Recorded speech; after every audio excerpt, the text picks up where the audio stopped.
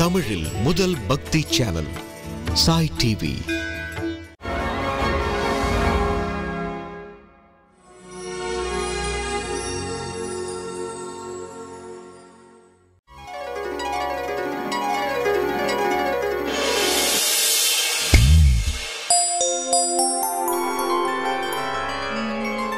Sai TV நேயர்களுக்கு இனிய ஆங்கில புத்தாண்டு நல்வாழ்த்துக்கள்.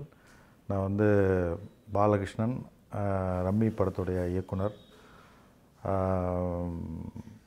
என்னை பற்றி உங்களுக்கு ஒரு சின்ன அறிமுகம். என்னென்னா, என்னுடைய சினிமா ட்ராவல் ஆக்சுவலாக ஒரு ப்ரொடக்ஷன் கண்ட்ரோலர் அந்த மாதிரி தான் என்னுடைய பயணம் சினிமாவில் தொடங்குச்சு. அது டைரக்டர் லிங்குசாமி அவரோட தான், அவருடைய ஆனந்தம்லேருந்து அப் டு ஒரு பையா வரைக்கும் அவரோட ஒர்க் பண்ணிகிட்டு இருந்தேன். அதுக்கப்புறம் எனக்கு பேசிக்காக ஒரு விஷயம் தோணும். ஒரு வேலையை பார்த்துட்ருக்கோம். அந்த வேலையை எவ்வளோ நாள் நம்ம தொடர்றோம், மேக்ஸிமம் அதோட எட்ஜ் போனதுக்கப்புறம் அடுத்து என்னன்னு நமக்கு ஒன்று தோணும் இல்லையா? அப்படி தோன்றப்ப தான் எனக்கு நடிக்கிற ஒரு சந்தர்ப்பம், வாய்ப்பு அமைஞ்சது. ஆக்சுவலாக பட்டாளம்னு ஒரு படம், அந்த படத்தில் நதியா மேடம் நடிச்சிருந்தாங்க. அது ஒரு திருப்பதி பிரதர்ஸ் தான் ப்ரொடியூசர். அந்த படத்தில் ஒரு ஸ்ட்ரிக்ட் வாத்தியார் கேரக்டர் ஒன்று இருந்தது. ஸோ அந்த கேரக்டர் நடிக்கிறதுக்காண்டி என்னை அந்த டைரக்டர் ரொம்ப கம்பல் பண்ணி ஆக்சுவலாக அந்த கேரக்டர் பண்ண வச்சாங்க. ஸோ நம்ம ஒரு நடிக்க போகிறோம், ஓகே, நம்ம ப்ளைனாக போய் நடிக்க முடியாது. நம்ம சினிமாவில் தான் ட்ராவல் பண்ணியிருக்கோம். இருந்தாலும் அது என்னங்கிறது நம்ம தெரிஞ்சுக்கணும்னு ஆசைப்படுவோம்ல. ஸோ நடிப்புங்கிறது என்ன அப்படிங்கிறத நம்ம தெரிஞ்சுக்கணும்னு ஆசைப்பட்டு நான் ஆக்சுவலாக கூத்துப்பட்டில் இவங்க சந்திரா மேடம் அவங்களோட போயிட்டு அவங்களோட ஒரு நல்ல ஒரு ட்ராவல் போனதுக்கப்புறம் தான் எனக்கு ஆக்சுவலாக அந்த ஆக்டிங் ஒரு ஐடியா வந்தது. அதுக்கப்புறம் அதுலேருந்து பட்டாளமில் ஆரம்பித்து நிறைய ஒரு 6-7 படங்கள் தொடர்ந்து நடித்ததுக்கப்புறம் ஆக்சுவலாக எனக்கு டைரக்டர் ஆகணுங்கிற ஐடியா முன்னாடி இருந்துகிட்டு இருந்தது. ஸோ அப்போது தான் ரம்மி படம் பண்ணலாம் அப்படின்ட்டு அந்த கதை எழுத ஆரம்பித்தோம். ஸோ அந்த கதை எழுத ஆரம்பித்து அந்த கதையை விஜய் சேதுபதி அவங்கள்ட்ட சொல்லி ஓகே பண்ணி, அதில் இமான் சார், நீங்கள் சாங் கேட்டிருப்பீங்க, கூட மேலே கூட சாங்கு, அந்த படத்துடைய மிகப்பெரிய ஹிட்டு சாங்கு, இன்றைக்கி வரைக்கும் எல்லாருமே கேட்டுட்ருக்க ஒரு பாட்டு, எல்லாருக்கும் பிடிச்ச பாட்டு. ஸோ அந்த படம் பண்ணி அந்த படம் ரிலீஸ்க்கு அப்புறம் அடுத்த படம் பண்ணுறதுக்காக ஒரு நமக்கு ஒரு நல்ல ஸ்கிரிப்ட் அமையணும்ல. அதுக்காண்டி ஒரு நல்ல ஸ்கிரிப்ட் தான் ஒரு நல்ல படத்தை உருவாக்கும், அதுக்கான ஆட்களை உள்ளே கொண்டு வரும். அப்படி யோசிக்கிறப்போ ஆக்சுவலாக கதாயுதம் ஸ்கிரிப்ட் அதுக்கப்புறம் யோசிச்சு அதில் இப்போ உங்களுக்கு தெரியும், நியூஸ்லாம் வந்திருக்கும், குரு சோமசுந்தர சாரும் ரகுமான் சாரும் பண்ணுறாங்க. அந்த படத்தோட படப்பிடிப்பு பணியில் தான் இருந்துகிட்ருக்கோம். இதுதான் என்னுடைய சினிமா பயணம். ஸோ காலேஜ் முடிச்சுட்டு நம்ம சென்னைக்கு வந்துட்டோம். சென்னைக்கு வந்ததே சினிமாவுக்கு வேண்டி தான். சினிமாவுக்குள்ளே நம்மளுடைய ட்ராவல் ஸ்டார்ட் பண்ணுறப்போ ஆக்சுவலாக எனக்கு பக்திங்கிறது பேசிக்காகவே எனக்கு எங்கள் ஃபேமிலியிலேருந்தே எனக்கு ரொம்ப என்ன சொல்கிறது, ரொம்ப பக்தி மேலே எனக்கு ரொம்ப ஈடுபாடு உண்டு. ஏன்னா இப்போ பொதுவாக பக்தி தான் நம்மளை உண்மையாக இருக்க வைக்கும், நேர்மையாக இருக்க வைக்கும். அதை நான் ரொம்ப நம்புகிற கேரக்டர். ஸோ நான் எங்கள் ரூமில் பேச்சுலர் இருக்கும்போதே என்னுடைய ரூம்மேட் முகிலன்னு சொல்லிட்டு கூட இருப்பார். நான் காலைல குளிச்சுட்டு அந்த பிள்ளையார் பட்டி பிள்ளையார் வச்சுருப்பேன். அந்த பிள்ளையாரை கும்பிட்றத பார்த்து அவர் பயங்கரமாக, என்னங்க இப்படி கும்பிட்றீங்க அப்படிம்பார். ஸோ எனக்கு பக்தி மேலே பேசிக்காக பயங்கரமான இன்ட்ரெஸ்டிங் இருக்குது. ஏன்னா அது எனக்கு ஒரு என்ன சொல்கிறது, நமக்கு இருக்கிற பிரச்சனைகளுக்கான ஒரு ரெமிடி பாயிண்ட் மாதிரி நான் ஃபீல் பண்ணுறேன். அதாவது நமக்கு நோய் இருந்தால் மாத்திரை சாப்பிட்றோம். ஸோ அது மாதிரி நமக்கு பிரச்சனைங்கிறதுக்கு என்ன சொல்யூஷன்? பக்தி தான். அதான் நான் பேசிக்காக ஃபீல் பண்ணுறது. ஸோ அப்படி எனக்கு பிள்ளையார் பட்டி பிள்ளையார் மேலே பயங்கரமான ஒரு இது பக்தி உண்டு. அதே மாதிரி பார்த்திங்கன்னா குலதெய்வம், எங்கள் குலதெய்வம் கள்ளிச்சியம்மன்.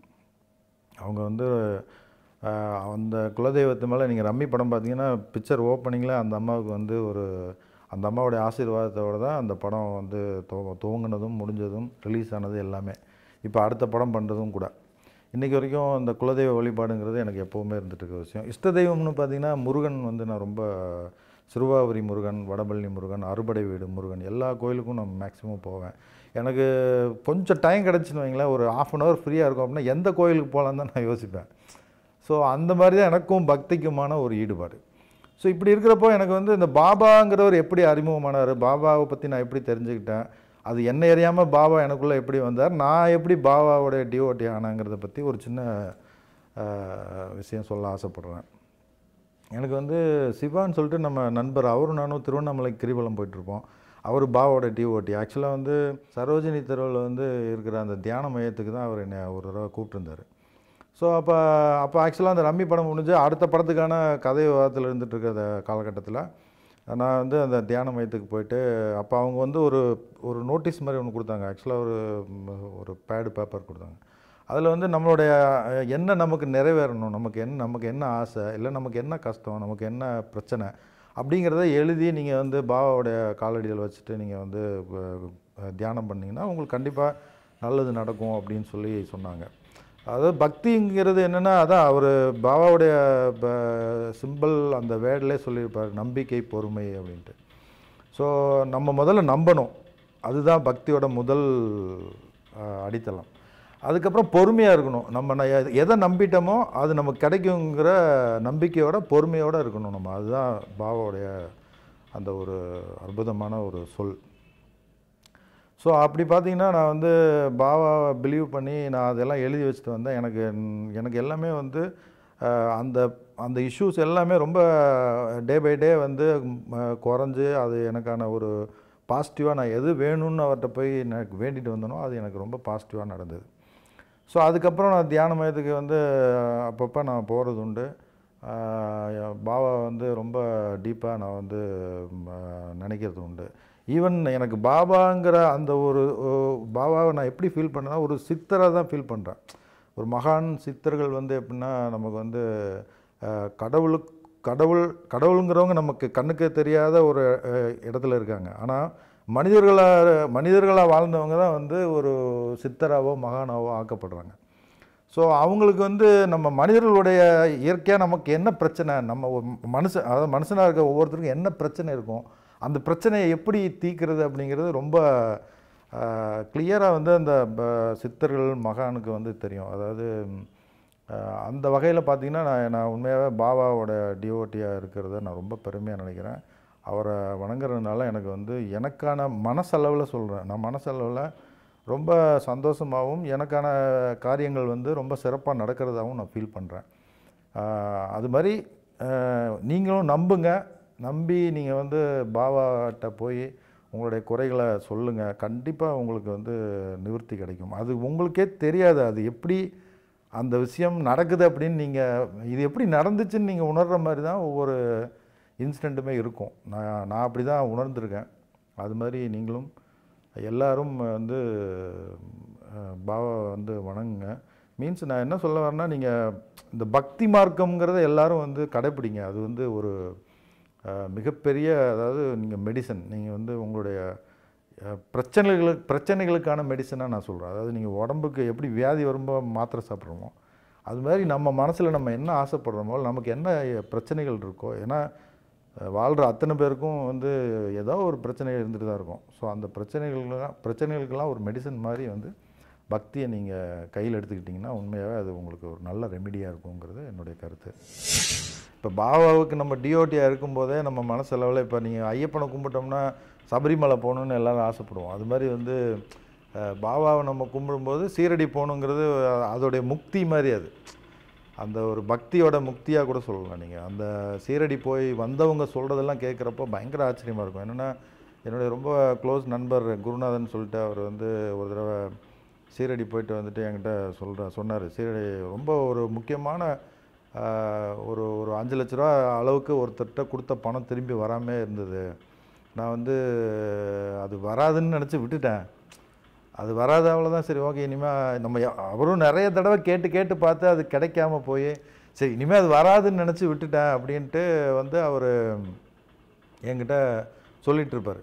அதுக்கப்புறம் சீரடிக்கே அவர் வந்து ஒரு தடவை போயிட்டு வந்ததுக்கப்புறம் அந்த பணம் கொடுக்க வேண்டியவர் வந்து கேட்காமலே கொண்டு வந்து, இல்லைங்க உங்களுக்கு கொடுக்க வேண்டிய பணம் வந்து நான் ரொம்ப நாளாக கொடுக்க முடியாத சூழலில் இருந்தேன், இப்போ எனக்கு வந்து அந்த பணம் கைக்கு வந்துருச்சு, அதான் நான் வந்து உங்கள்கிட்ட நேரடியாக கொடுத்துட்டு போகலான்னு வந்தேன் அப்படின்னு சொல்லி வந்து கொடுத்ததா எனக்கு வந்து அவர் அதை வந்து ரொம்ப சந்தோஷமாக சொல்லி நான் கேள்விப்பட்டிருக்கேன்.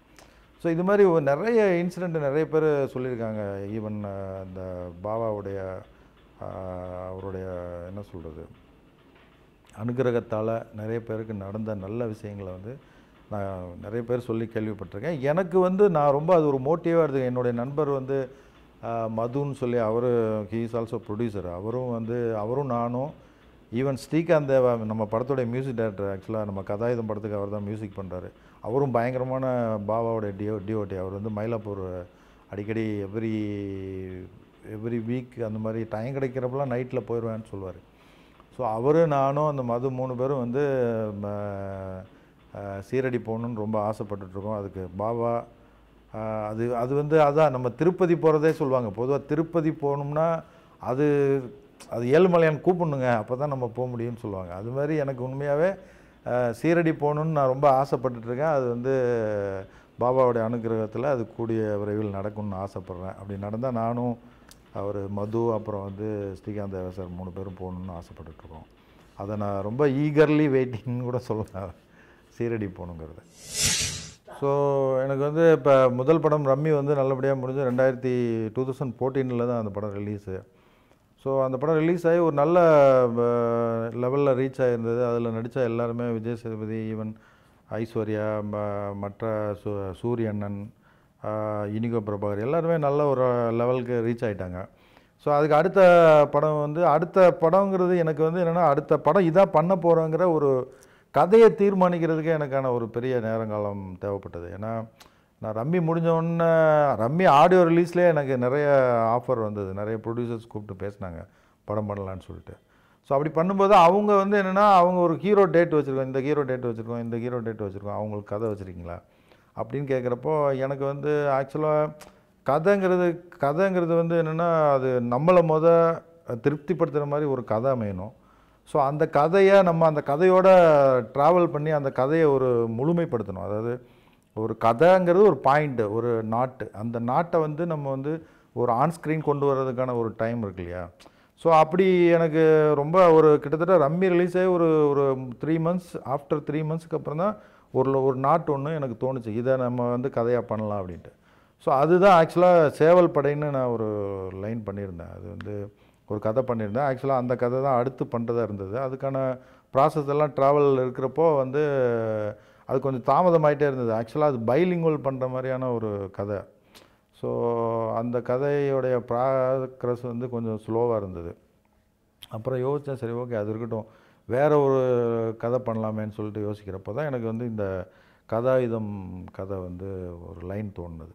ஸோ அந்த லைனை வந்து ஆக்சுவலாக ஒரு பவுண்டட் ஸ்கிரிப்டாக ரெடி பண்ணுறதுக்கே எனக்கு வந்து கிட்டத்தட்ட ஒரு 6 monthsக்கு மேலே ஆயிடுச்சு.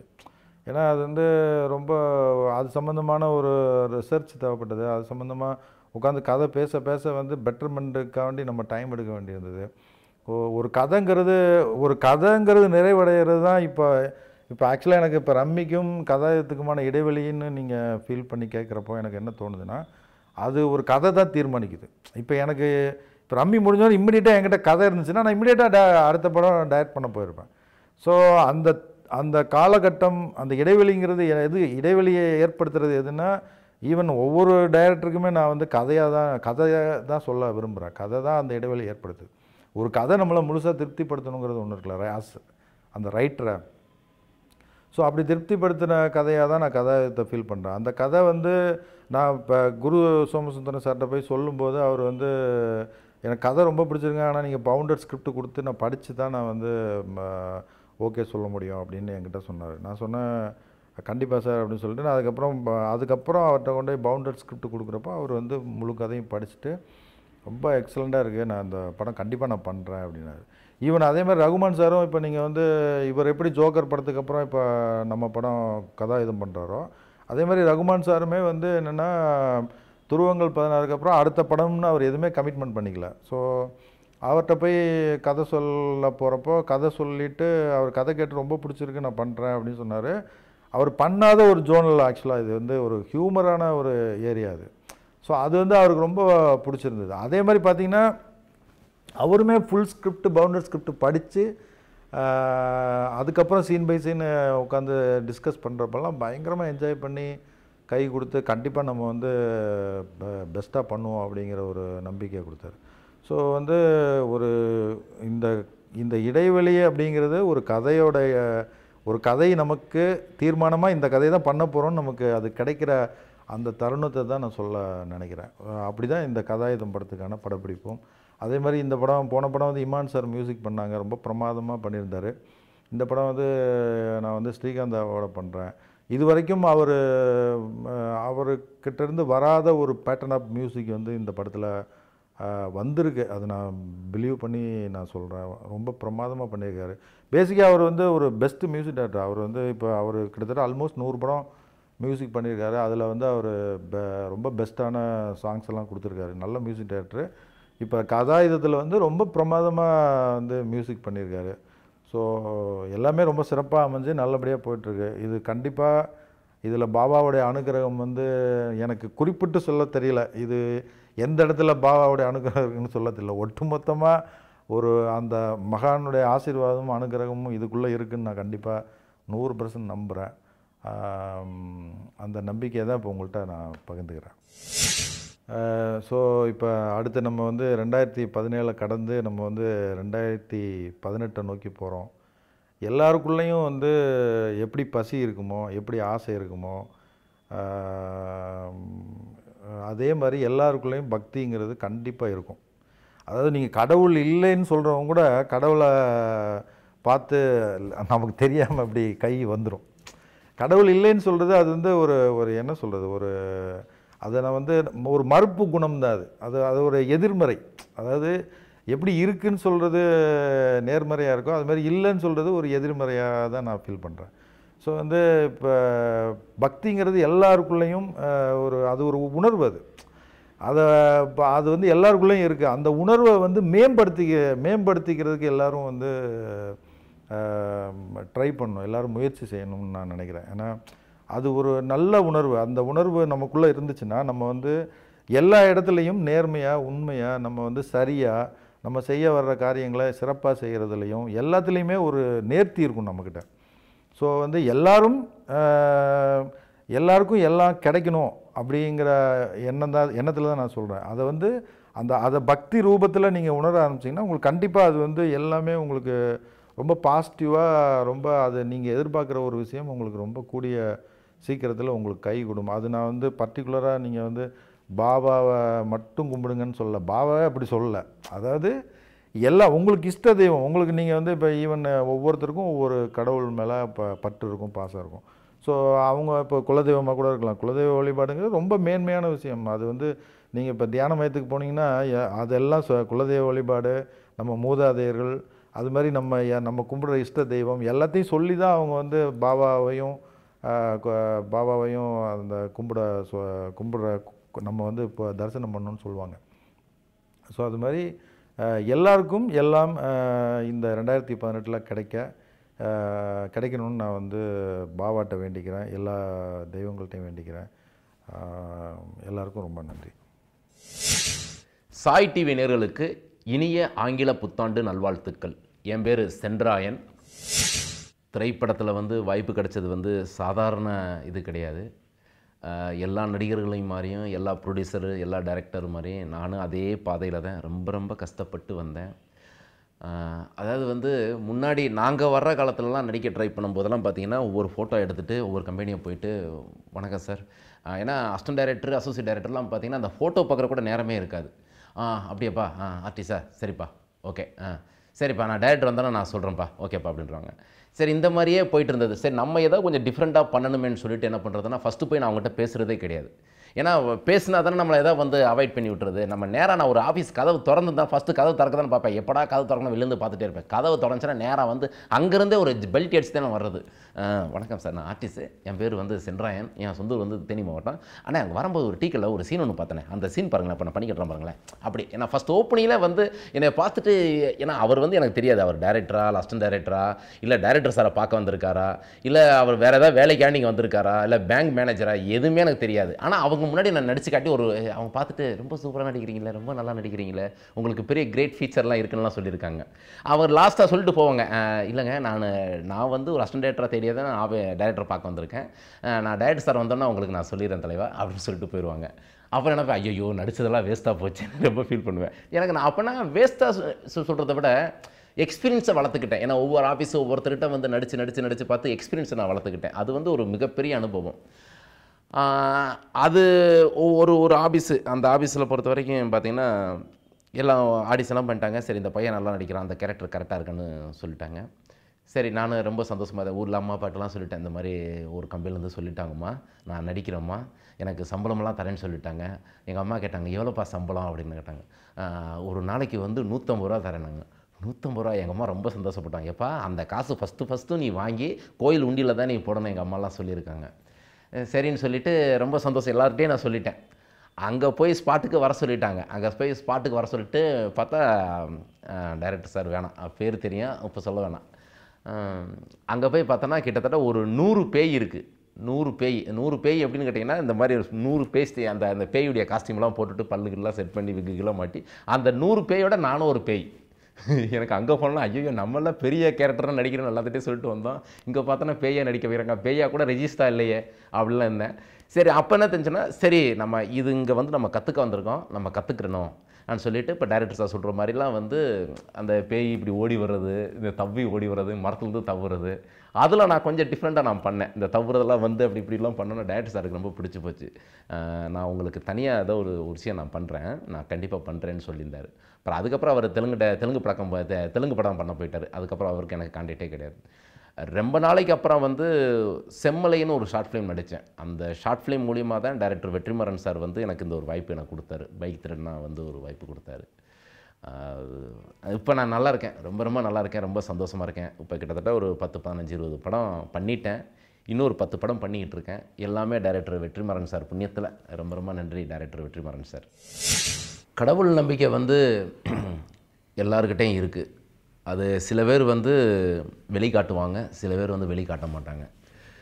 அது வேணாம், நாம் அது உள்ளுக்குள்ளே போனோம்னா நான் மாட்டிக்குவேன். அதனால் வந்து எனக்கு வந்து கடவுள் நம்பிக்கை இருக்குங்க. நான் எந்த இடத்துக்கு போனாலும், ஒரு ஷூட்டிங்கு போகிறேன், டப்பிங் போகிறேன், காலங்காத்தால எழுந்துச்சி குளிச்சுட்டு நேராக போய் சாமி முன்னாடி நின்றுட்டு, கடவுளே நேற்று பொழுது நல்லபடியாக முடிஞ்சது, இன்றைக்கி பொழுது நீங்கள் பார்த்துக்கங்கன்னு சொல்லிட்டு தான் நான் வீட்டை விட்டு கிளம்புவேன்.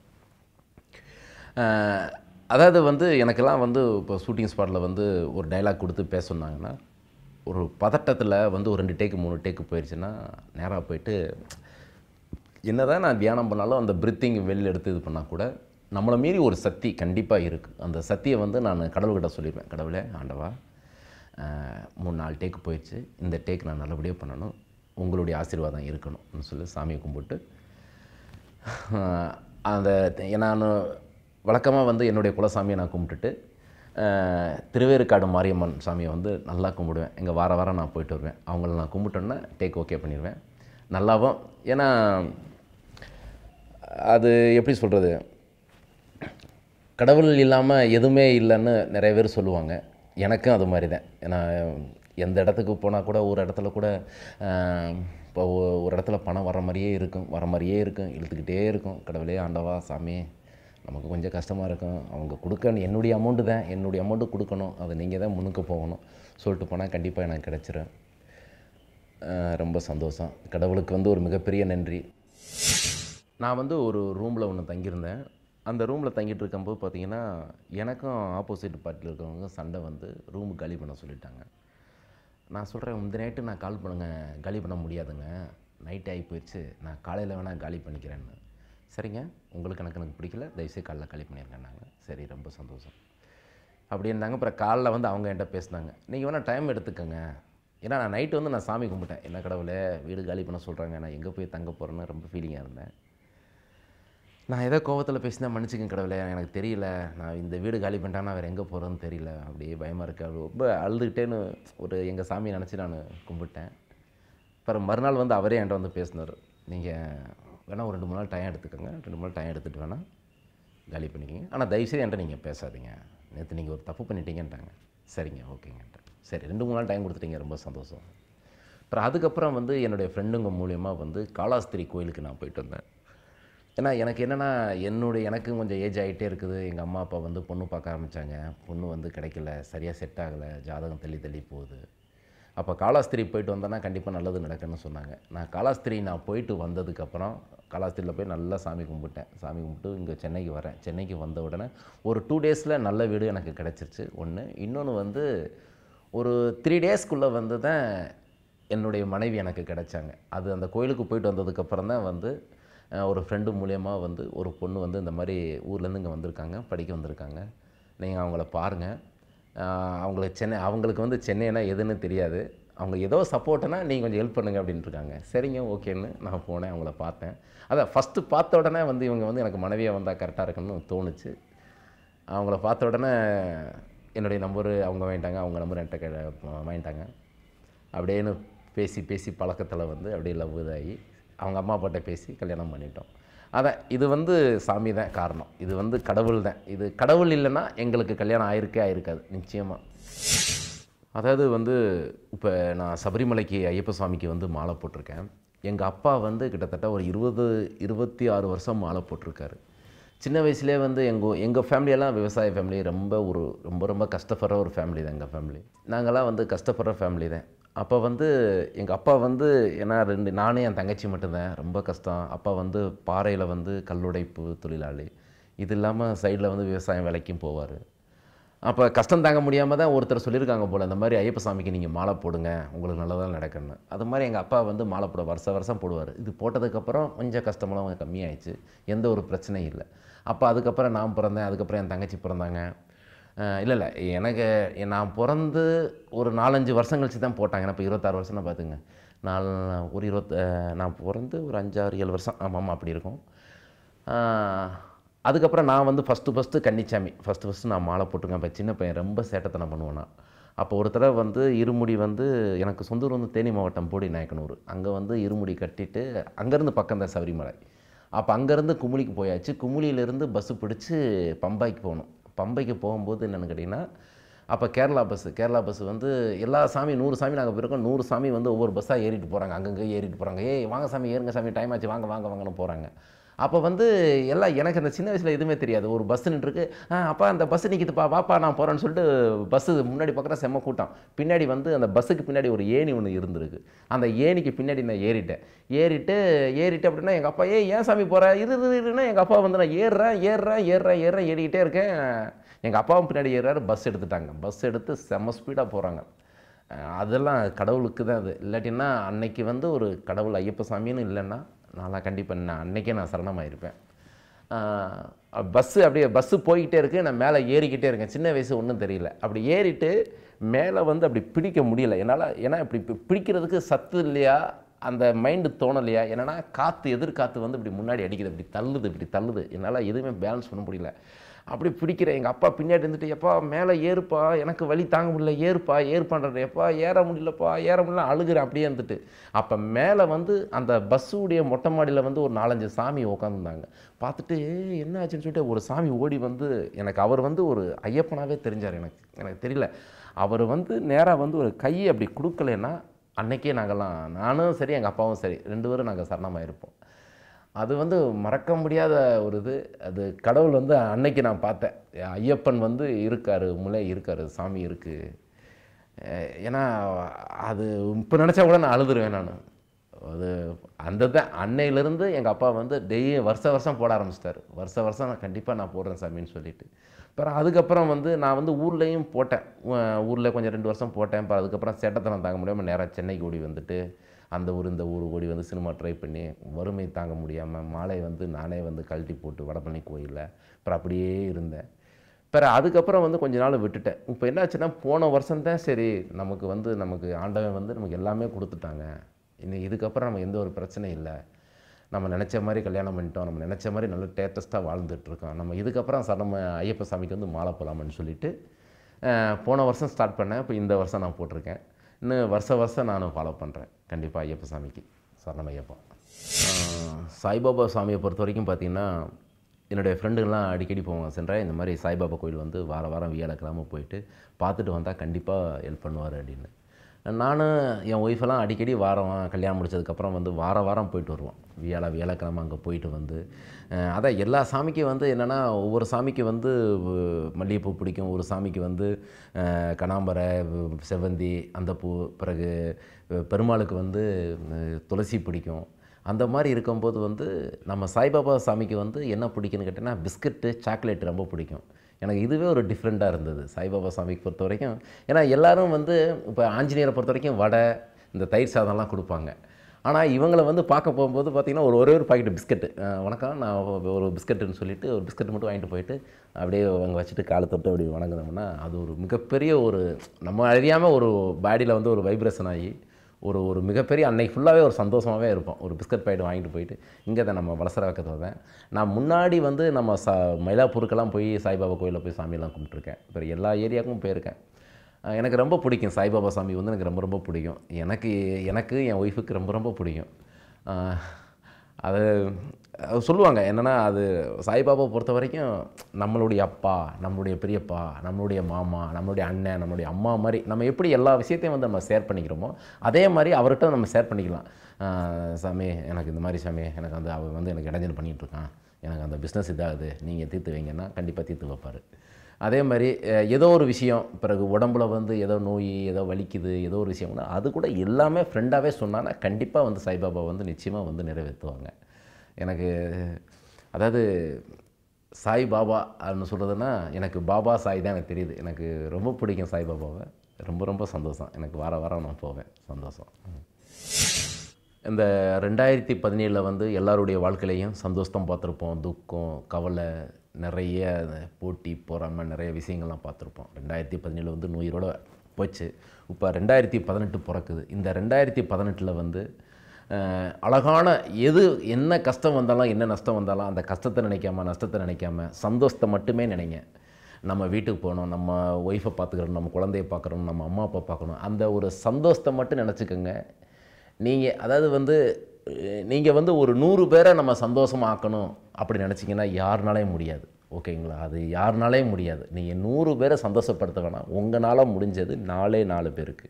அந்த 4 பேர்னால் வேறு யாருக்கோ கூட இல்லாமல் உங்களுடைய மனைவி, உங்கள் அம்மா அப்பா, உங்களுடைய ஃப்ரெண்ட்ஸு, உங்கள் ஃப்ரெண்ட்ஸோடைய ஃப்ரெண்டு, அவங்கள நீங்கள் சந்தோஷமாக வச்சுக்கோங்க. ஆட்டோமேட்டிக்காக எல்லாமே நல்லதாக நடக்கும். சந்தோஷம் உங்களுக்கு தேடி வரும். எல்லா சந்தோஷமும் தேடி வரும். இது சொல்லுவாங்க இல்லைங்களா, அதாவது தர்மம் வந்து எப்படின்னா, நம்ம ஒரு நாளைக்கு 100 ரூபா சம்பாதிக்கிறோம்னா அந்த 100 ரூபா வந்து நீங்கள் 100 ரூபாயும் நீங்கள் தர்மம் பண்ண வேணாம். அந்த 97 ரூபா நீங்கள் எடுத்து வச்சுட்டு 3 ரூபா தர்மம் பண்ணுங்க போதும். நான் 3 ரூபாயும் நான் பண்ண மாட்டேன்னு சொன்னதுனால தான் அந்த 100 ரூபாயும் ஒரு நாள் கட்டாயிரும். அதனால் 3 ரூபா வந்து உங்களால் முடிஞ்ச உங்களுடைய ஃப்ரெண்டுக்கோ, உங்களுக்கு தெரிஞ்சவங்களுக்கோ, தெரியாதவங்களோ, இல்லாதவங்க ரொம்ப கஷ்டப்படுறாங்கன்னா அந்த 3 ரூபா கொடுத்து உதவி பண்ணுங்கள். இன்னும் அந்த 100 ரூபாய் வந்து உங்களுக்கு 1000 ரூபா மாறும், 1000 ரூபா 10,000 மாறும், 10,000 1 லட்ச ரூபா மாறும். கண்டிப்பாக நடக்கும். தான தர்மம் பண்ணுங்கள். ரொம்ப நல்லா இருப்பீங்க. ரொம்ப சந்தோஷமாக இருப்பீங்க. நன்றி.